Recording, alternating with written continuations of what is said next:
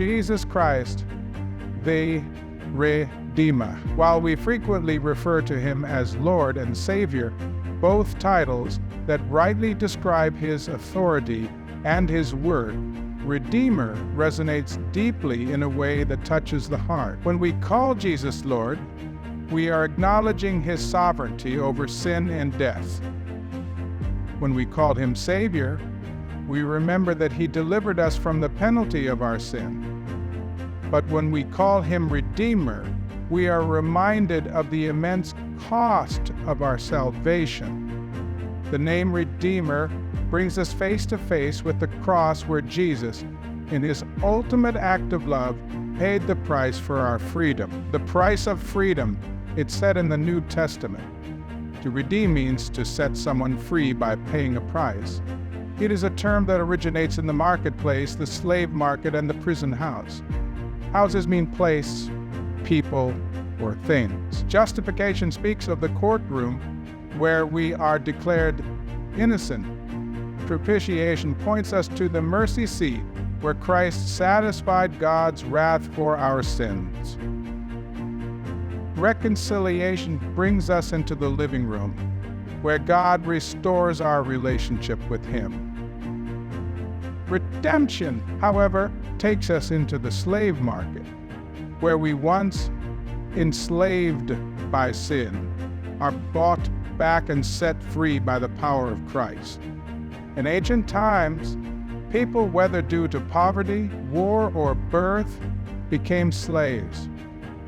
And while the conditions of slavery were harsh, there were two ways a slave could be freed: either through their own means, by paying a redemption price, or by the mercy of someone else who would pay the price for them. The price paid to set a slave free was called the redemption money, the three words of redemption. The New Testament uses three Greek words to describe redemption, each with a distinct nuance. One, agorazo.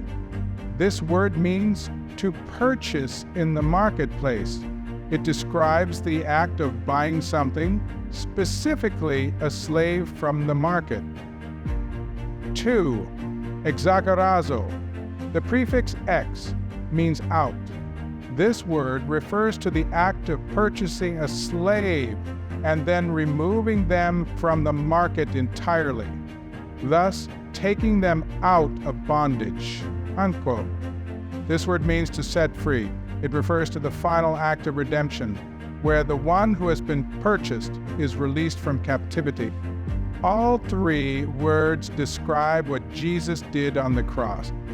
He entered the slave market of sin, paid the price, removed us from bondage, and set us free.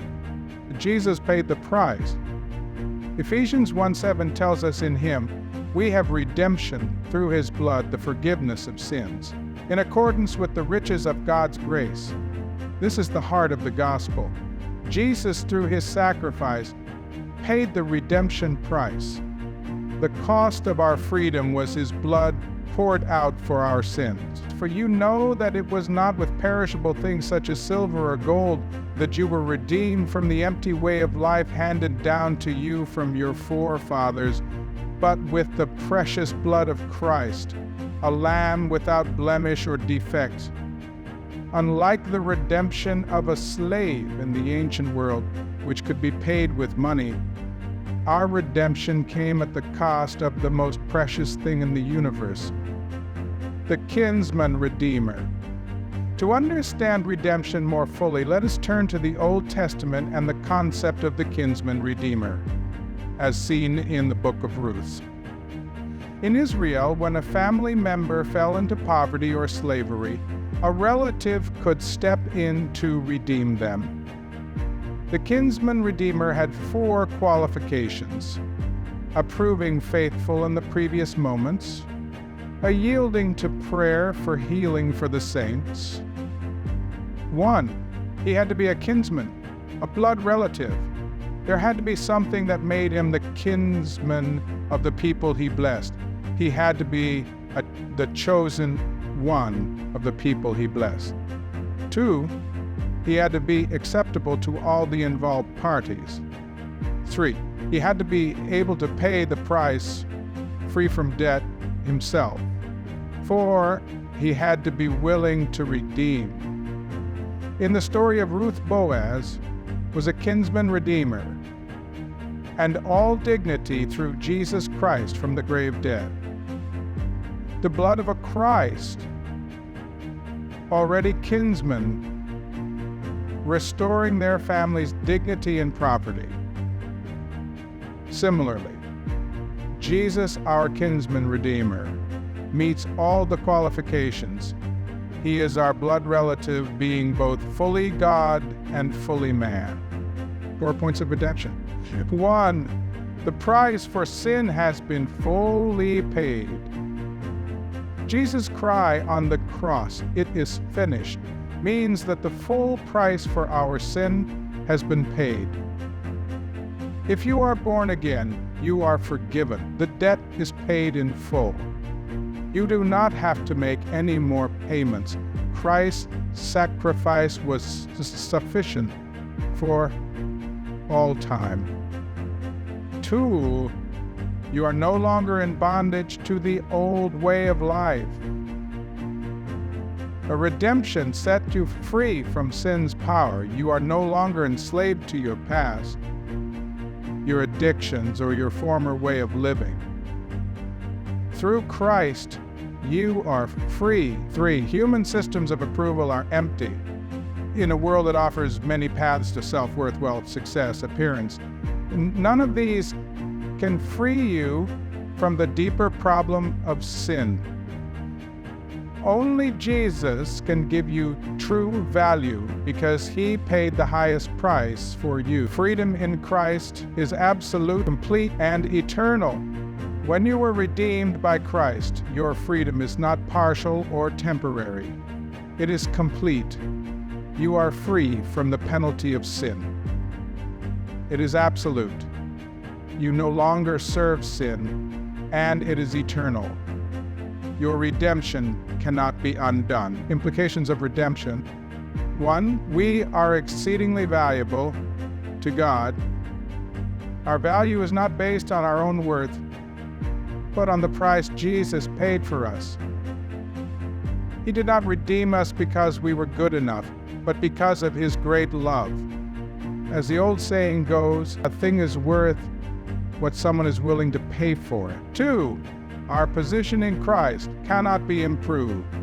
In Christ we stand as sons and daughters of the Most High, forgiven, redeemed, and secure in our position. Nothing can change that.